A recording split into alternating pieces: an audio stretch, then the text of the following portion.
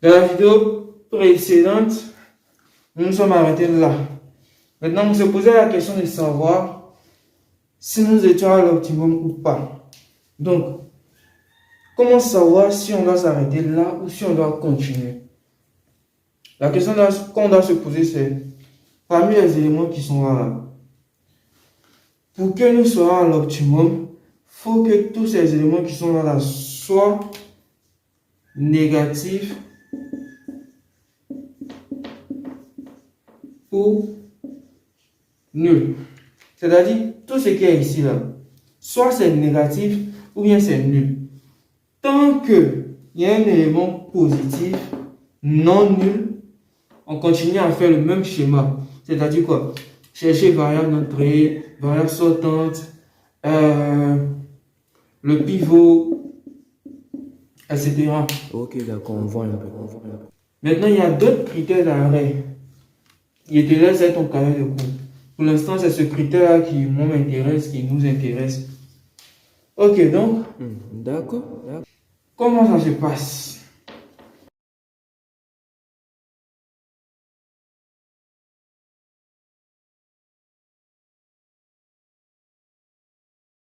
Voilà, delta. Donc, on va regarder encore ici, qu'est-ce qui est le plus grand et plus positif? C'est celui-là. Donc, automatiquement, la variable entrante, c'est x. Et donc, je vais faire ça divisé par ça, ça divisé par ça, ça divisé par ça. Bon, vous savez déjà faire, je ne vais pas venir réécrire là encore. Donc, automatiquement, on va faire 8 divisé par 16 neuvième, ça fait 9 demi.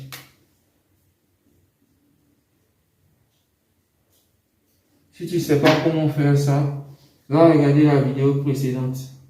Le lien est en commentaire. Ok. 12 divisé par 2 neuvième, ça fait 54.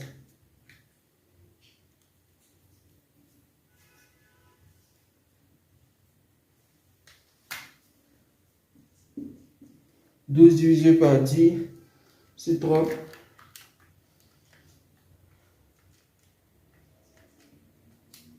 Ça fait 18 cinquièmes. Et... non, c'est fini, non? Oui, c'est fini. Je vais ça diviser par ça. Je vais voir. Ok, maintenant, ici, là, qu'est-ce qui est le plus petit positif? Donc, si tu ne sais pas, prends ta calculatrice. Tape 9 demi, ça fait combien? 9 demi, ça fait 4,5. Ensuite, ça 54. Et puis, tu tapes 18 divisé par 5. Ça fait 18 divisé par 5. Ça tapé, ça fait combien? 3,6. Donc, quel est le plus petit positif? C'est celui-là. Donc, voici ça. Donc, automatiquement, voici la variable sortante. Et maintenant, le pivot, comme on l'a fait dans l'autre vidéo, c'est l'intersection. Donc, le pivot, voici le pivot. Donc, voici le pivot. Ok. Donc, let's go. Donc, ma variable entrante c'est x. Donc, x va venir ici. Donc, je mets un point. Ensuite, qu'est-ce qu'on avait? On avait le deuxième point. Après, le troisième, pardonnez. Qu'est-ce qui sort? C'est E3. Ok, il n'y a pas de problème. Maintenant, quand E3 sort, quand E3 doit venir rentrer, voici la place de E3. On est d'accord? Puisque, au départ, c'était 3 points. E1, E2, E3. Quand E3 sort, voici la place de E3 qui est ici. Voilà. Donc, voici la place de E3. Et E2 était là. Et maintenant, il y avait ce point-là. Voilà. Maintenant, ici, j'ai toujours E1. J'ai toujours Y. Et maintenant, je dois marquer X. Donc, je marque X. La fermeture, je marque. Donc, c'est bon, non? On avait 3 points. Le troisième point, c'était E3. Donc, si on doit continuer encore, que E1 sort, si E1 sort, E1 sera ici. D'accord, si on devait continuer, que E1 devait sortir. Ok. Bon. On va diviser les éléments de la ligne du pivot par le pivot. Donc, c'est-à-dire quoi? 10 sur 3, 0, 0. Moins 2 sur 3, 1, 12. On va diviser tout ça par le pivot qui est 10 sur 3. Donc 10 sur 3, c'est 10 sur 3. 10 tiers divisé par 10 tiers, ça fait 1. Ensuite, 0 divisé par 10 tiers, ça fait 0. 0 divisé par 10 tiers, ça fait 0. Ensuite, moins 2 tiers. Moins 2 tiers divisé par 10 tiers. Ça fait moins 1 cinquième. Ensuite, 1 divisé par 10 tiers, ça fait 3 dixièmes. N'est-ce pas? Ok. Ensuite, 12 divisé par 10 tiers. Donc, 12 divisé par 10 tiers, ça fait 18 cinquièmes. Donc, 18 cinquièmes. Voilà. Donc, maintenant que je m'aligne, je vais chercher à remplir les autres lignes. Donc, je marque ma ligne pivot. 1, 0, 0, moins 1 cinquième, 3 dixièmes, 18 cinquièmes. Ok, bon. Tu peux t'amuser à chercher ces lignes-là et puis ces lignes-là. Moi, je suis un peu pressé, donc je vais déterminer directement la dernière ligne. Si tu as fait d'interrogation, si tu as fait de devoirs, si tu as fait de compos, tu dois faire tout ça. Hein. Voilà. Faut pas te mentir sur moi. Voilà. Ok.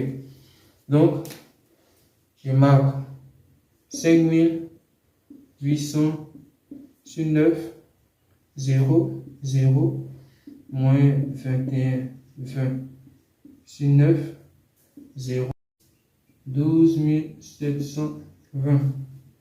Ok. Maintenant, sur la ligne du pivot, c'est celui-là. Donc, je vais marquer 5800 sur 9. Puis je fais moins. C'est-à-dire, sur la colonne du pivot, c'est celui-là qui est là. Donc, c'est lui que je marque ici. Ok. Donc, ça fois ça, automatiquement, ça va faire 0. Donc là, 0, là, 0. Ensuite, là, on aura moins 21, 20 sur 9, moins, entre parenthèses, 5800 sur 9 fois moins 1 cinquième. Pour ici. C'est-à-dire ça, moins ça fois ça. Rien de mal. Hein? Donc ça fait moins 21, 20 sur 9, moins 5800 sur 9 fois moins 1 cinquième, moins 320 sur 3. Donc on a moins 320 sur 3. Ensuite, 0 moins 5800 fois 9.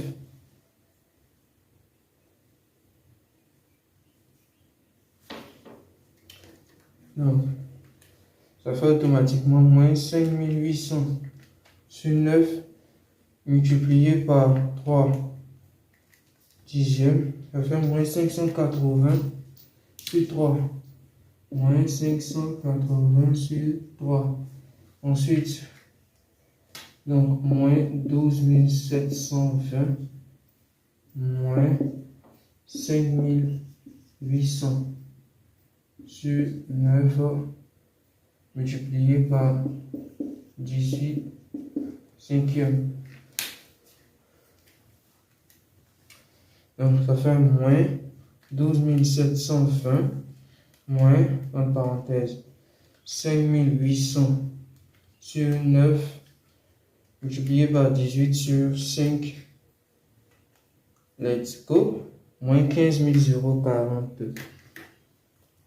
Donc, moins 15 040. Donc, je recopie.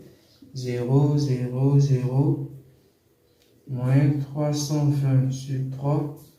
Moins 580 sur 3. Moins 15 040. Ok.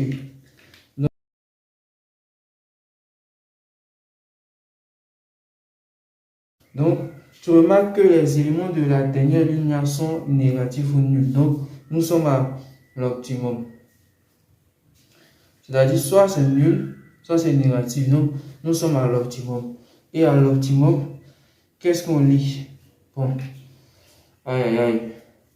On ne pourra pas lire tout. Il faut qu'on calcule cela. Et, bon, moi je suis fatigué. Supposons que c'est la même chose pour pouvoir trouver ces lignes-là. Voilà. Donc, on va supposer que ici c'est 7 et puis ici c'est 9. Voilà. Donc, à l'optimum,